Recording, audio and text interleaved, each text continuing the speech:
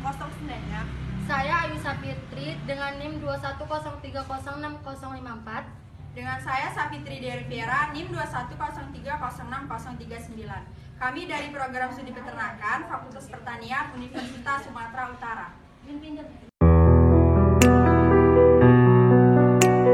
Saya akan menjelaskan tentang sistematika dari kelinci. Yang pertama ada kingdom Animalia, kemudian ada superfilum Chordata, ada filum Vertebrata, kemudian ada kelas Mammalia, kemudian kita masuk ke kingdom ada Lagomorpha, kemudian kita masuk ke family ada Leporidae, kemudian ada genus yaitu ada Oryctolagus, kemudian ada spesies Oryctolagus cuniculus. Nah, kemudian kita masuk ke sistem eksternal pada kelinci. Kemudian ada kaput kepala, ada kolum leher, ada truncus badan, ada caudal ekor, ada extremitas liberae yaitu terbagi menjadi dua, yaitu ada caudalis yaitu kaki belakang dan cranialis kaki depan. Nah, kemudian selanjutnya akan dijelaskan oleh teman saya. Bagian seluruh tubuh Oryctolagus cuniculus terdapat pilus atau rambut-rambut.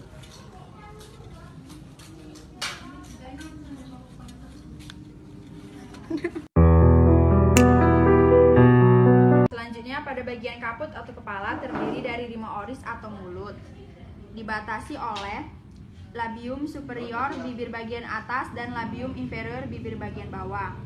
Kemudian terdapat vibrissae atau rambut-rambut kaku. Kemudian ada nares externus atau lubang hidung bagian luar. Kemudian terdapat organon visus atau mata yang terdiri dari bulbus oculis yang terdiri dari kornea, pupil dan iris. Selanjutnya palpebra atau kelopak mata.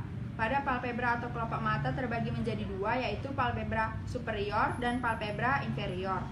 Kemudian ada plica seminalis atau kelenjar air mata yang terdapat di bagian sudut mata dekat hidung. Selanjutnya ada organon auditus atau telinga yang terdiri dari pinnae auriculae atau daun telinga dan porus acousticus externus atau lubang telinga bagian luar.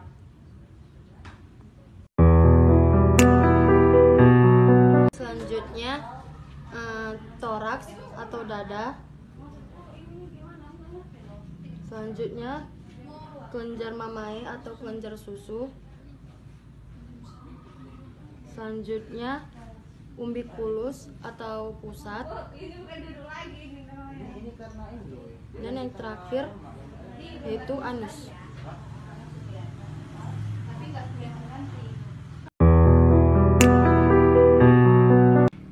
Ekstremitas liberae terdapat ekstremitas cranialis dan ekstremitas caudalis. Pada bagian ekstremitas cranialis terdiri dari bacrium disokong oleh tulang humerus atau pergelangan atas.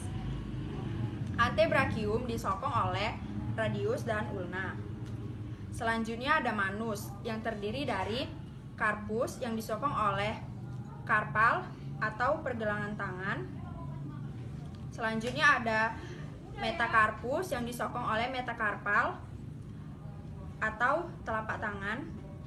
Selanjutnya ada digiti yang disokong oleh phalanges atau tulang-tulang jari. Di sini saya akan menjelaskan tentang caudalisnya. Nah, yang pertama itu ada femur yang disokong oleh tulang femur atau tulang paha.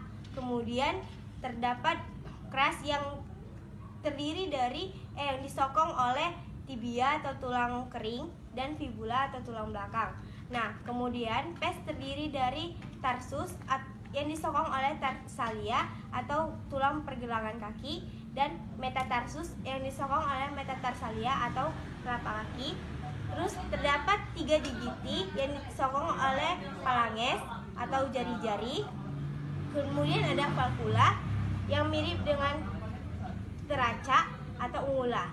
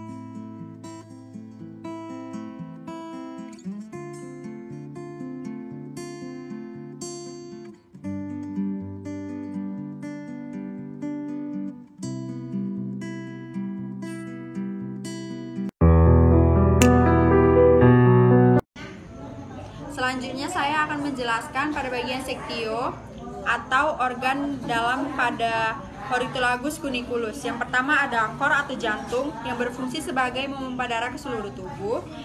Selanjutnya ada pulmo atau paru-paru yang berfungsi sebagai pertukaran CO2 dengan O2. Selanjutnya ada hepar atau hati yang berfungsi untuk menetralkan racun dalam tubuh. Selanjutnya ada vesika pelea atau kantung empedu berfungsi sebagai memberi warna pada kotoran.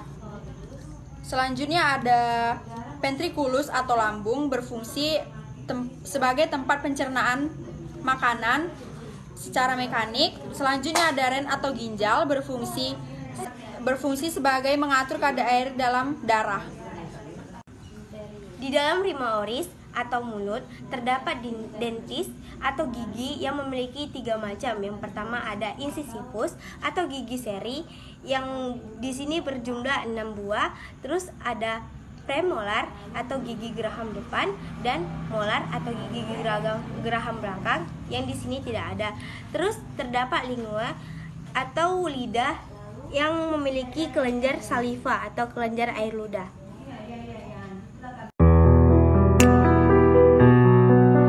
Di sini saya akan menjelaskan tentang sistem pencernaan pada kelinci yang dimulai dari cavum oris. Nah, makanan pertama kali menuju ke cavum oris atau mulut. Nah, di cavum oris ini terdapat 2 kali proses, yaitu secara mekanik dan kimiawi. Nah, kalau secara mekanik dibantu oleh dentis dan lingue. Nah, kalau secara kimiawi dia dibantu oleh kelenjar saliva atau kelenjar air ludah yang dihasilkan dari lingue ini.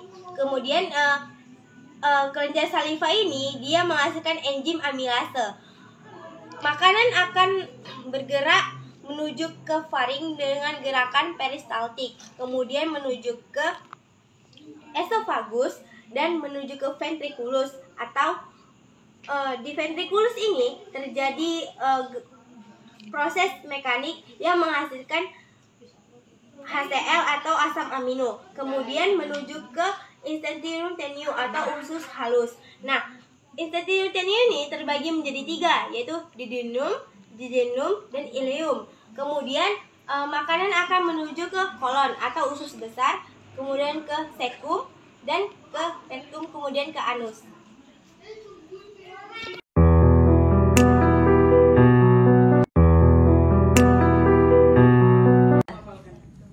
Selanjutnya yaitu sistem urogenital. Sistem urogenital terdiri dari sistem urinaria.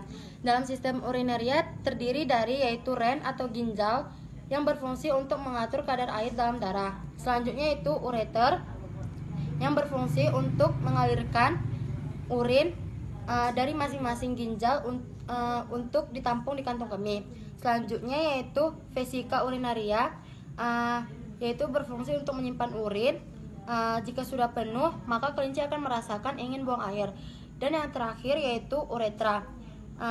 Uretra yaitu saluran akhir dari pembuangan urin. Selanjutnya ada ovarium. Selanjutnya yaitu oviduk. Selanjutnya uterus. Dan yang terakhir yaitu vagina. Selanjutnya yaitu vulva, labium mayor, dan klitoris. Sistema sirkulatoria. Pertama, darah dipompa melalui bilik kanan yang membawa darah kotor yang kaya akan CO2 melalui arteri pulmonalis menuju paru-paru. Di paru-paru terjadi pertukaran CO2 dengan O2. Lalu, darah yang sudah kaya akan O2 dibawa oleh vena pulmonalis ke serambi kiri. Lalu dipompa oleh bilik kiri ke seluruh tubuh melalui aorta. Lalu, darah bersih yang kaya akan O2 akan masuk ke seluruh organ. Selanjutnya di organ, O2 akan bertukar dengan CO2. Lalu diangkut kembali ke paru-paru menggunakan pembuluh vena. Lalu masuk ke serambi kanan, dipompa ke bilik kanan dan bilik kanan memompa kembali dari darah ke paru-paru. Begitu seterusnya. sini saya akan menjelaskan tentang sistem pernapasan pada kelinci yang dimulai dari nares externus atau lubang hidung. Nah, oksigen masuk ke nares externus, kemudian masuk ke vakum nasi dan masuk ke sektum nasi atau rongga hidung. Di sini rongga hidung, dan kemudian masuk menuju ke nares internus atau rongga hidung bagian dalam. Di sini kemudian dilanjutkan ke glotis. Nah, di glotis itu yang berwarna putih ini, kemudian dari glotis oksigen masuk menuju ke laring dan menuju ke trakea. Nah, di trakea ini tersusun dari analus trachealis.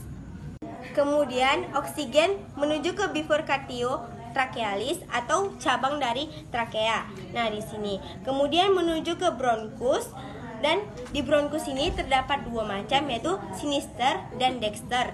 Kemudian oksigen ini menuju ke paru-paru atau pulmo. Nah, di pulmo ini terjadi pertukaran antara O2 dengan CO2. Nah, di pulmo ini terdapat dua macam juga, yaitu sinister dan pulmo dexter. Nah, terdapat pulmo sinister yaitu terbagi menjadi dua, yaitu adalah lobus supercius dan lobus inversius. Kemudian pulmo dexter terbagi menjadi tiga, yaitu adalah lobus supercius, lobus medianus, dan lobus inversius. Pada sistem nervosum terdapat cerebellum atau otak besar, dan terdapat di tengahnya hemisfer cerebri. Selanjutnya ada medula oblongata.